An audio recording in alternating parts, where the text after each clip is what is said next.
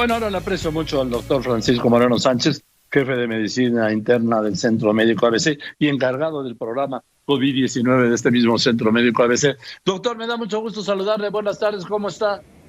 Muy buenas tardes, gracias a usted por su invitación.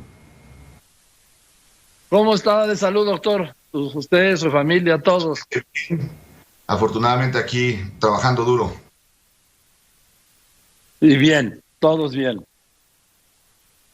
A ver, doctor, a ver si usted nos puede dar luces, porque luego a veces me pierdo. ¿Qué nos quieren decir cuando se habla de aplanar la curva?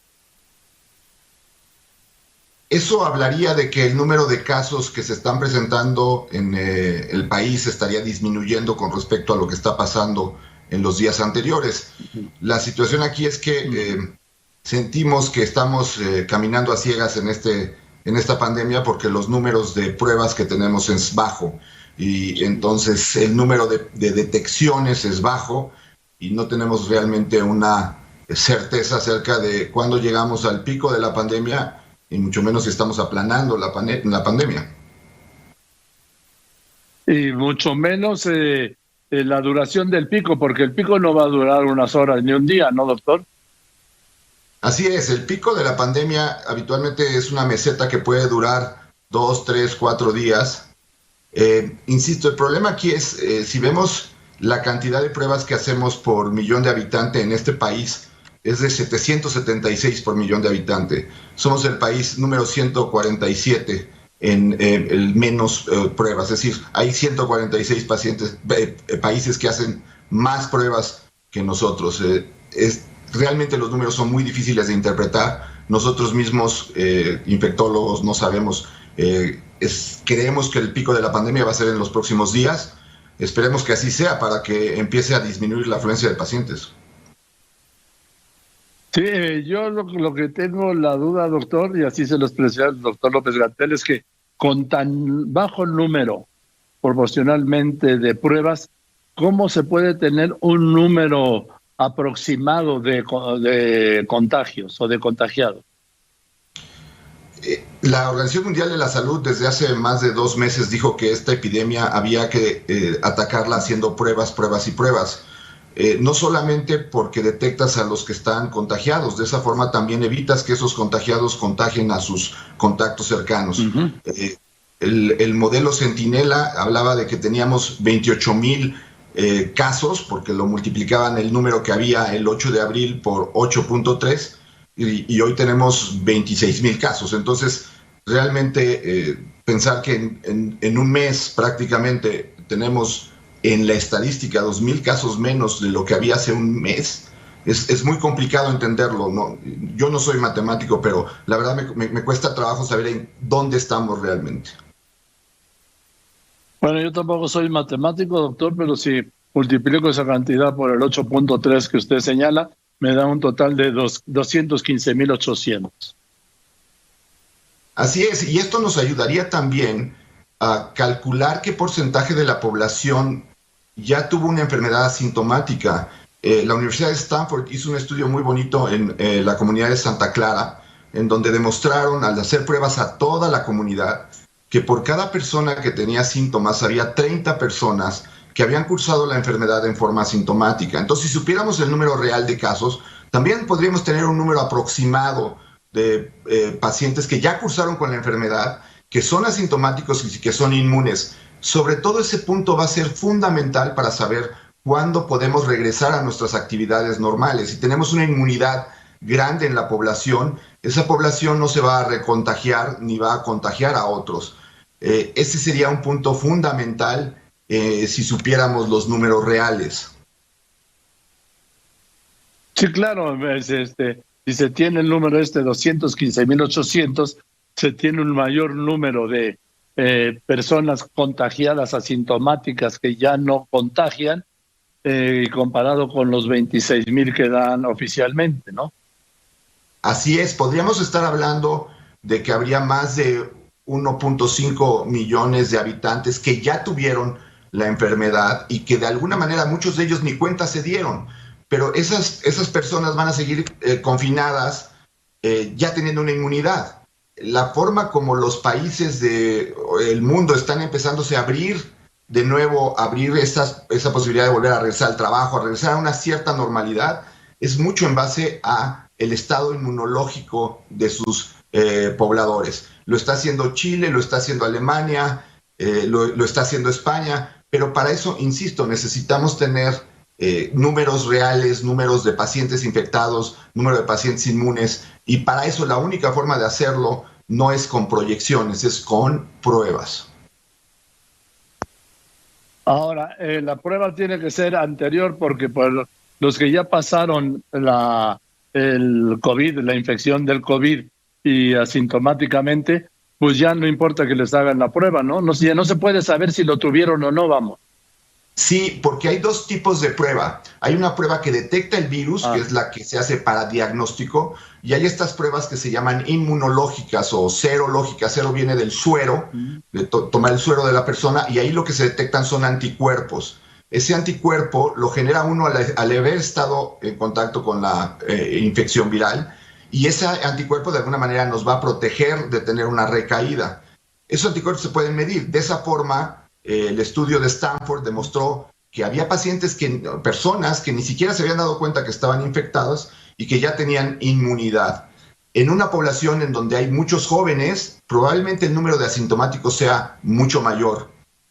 Otro ejemplo fue el crucero de Yokohama en Japón, en donde a todos los que estaban en el crucero les tomaron pruebas y encontraron que 13% de ellos habían tenido la infección y eran asintomáticos. Pero ¿qué pasa en el crucero? Que son gente habitualmente de mayor edad o con algún tipo de morbilidad, no lo mismo que una comunidad abierta.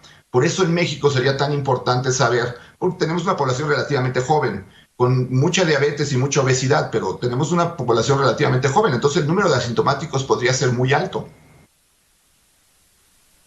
Sí, pero el tema del contagio no lo supera el asintomático, porque el asintomático contagia igual que el que tiene síntomas, ¿no, doctor? Exactamente, ese es el punto más importante y es por eso que esta epidemia, esta pandemia ha sido imposible de controlar en la mayor parte de los países y sobre todo aquellos que no hicieron las pruebas. Nueva Zelanda, Islandia, lo que hicieron fue hacer pruebas y aislamiento al mismo tiempo. La persona puede contagiar antes de tener síntomas, puede contagiar incluso si nunca tuvo síntomas, y hay personas que contagian unos días después de tener síntomas. Entonces, un gran porcentaje del contagio de este virus se da cuando uno no percibe que lo tiene, y eso es pues la forma más difícil de hacer una evaluación epidemiológica si no es a través de pruebas. Los síntomas no nos sirven para saber quién está infectado. Ahora, doctor, este virus llegó para quedarse, ¿no?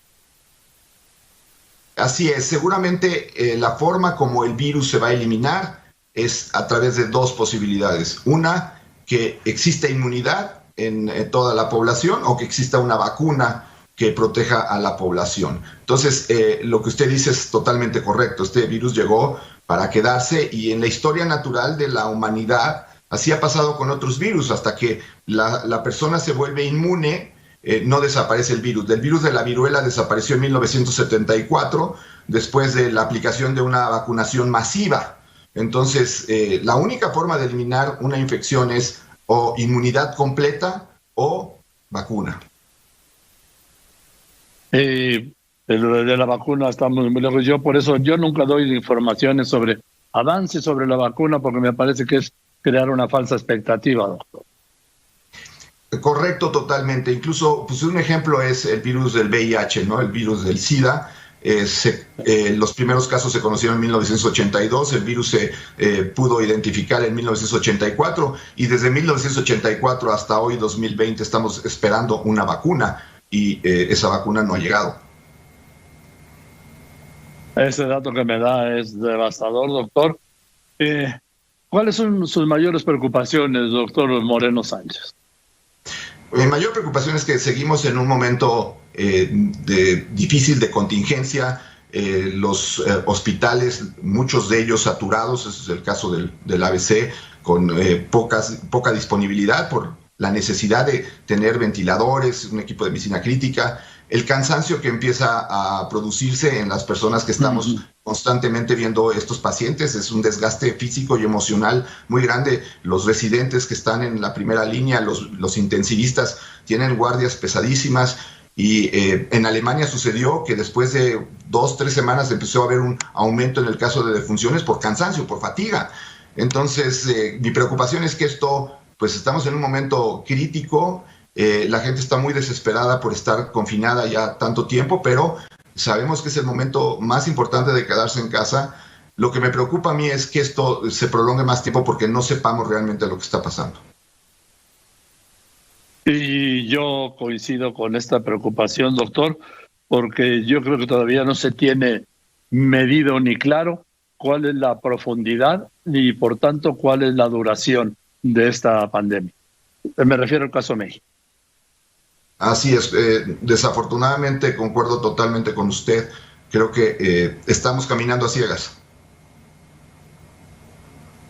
Pues ojalá que lleguemos a buen plazo, porque a buen puerto, doctor Moreno Sánchez, porque a mí me preocupa que en la desesperación del confinamiento se vaya a romper en la desesperación personal interna de los confinados y en la preocupación de los gobiernos, porque muchos gobiernos como este han amarrado eficacia al fin del confinamiento y a reducción del número de infectados, se vaya a tomar una decisión en la que la segunda oleada sea fatal.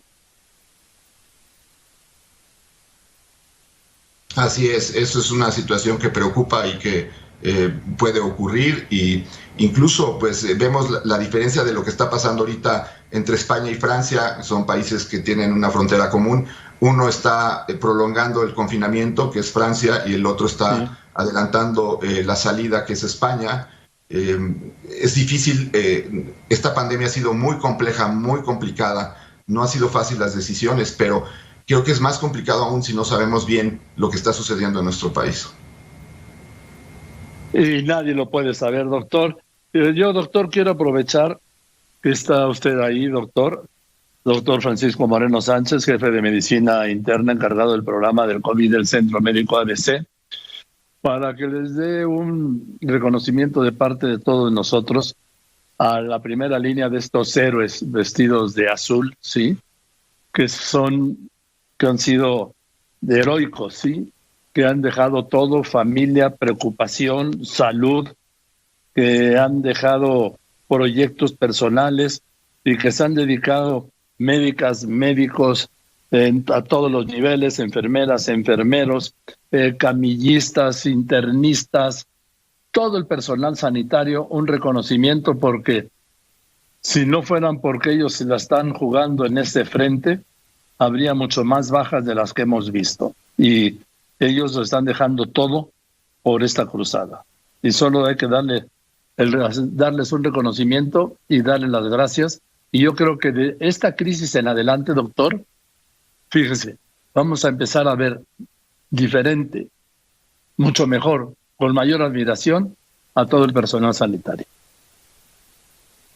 Le agradezco las palabras y se las haré de parte suya a todos los residentes, intensivistas, médicos que están directamente en contacto con los pacientes. Y creo que el otro punto que realmente va a cambiar a partir de esta pandemia es nuestra salud.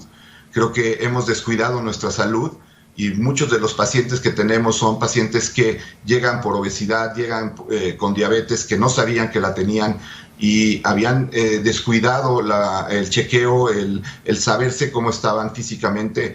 Sentimos que la salud viene como un beneficio que tenemos permanente, y esta pandemia nos ha demostrado que la salud es muy importante.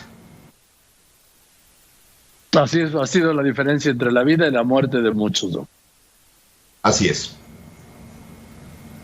Le mando un abrazo, doctor, siempre agradecido por la gentileza y generosidad de contestarme el teléfono. Al contrario, le agradezco mucho que esté tan interesado y las palabras de apoyo para toda la comunidad que trabajamos en salud. Para todos, sin duda, doctor. Es el doctor Francisco Moreno Sánchez, jefe de medicina interna y encargado del programa COVID del Centro Médico ABC.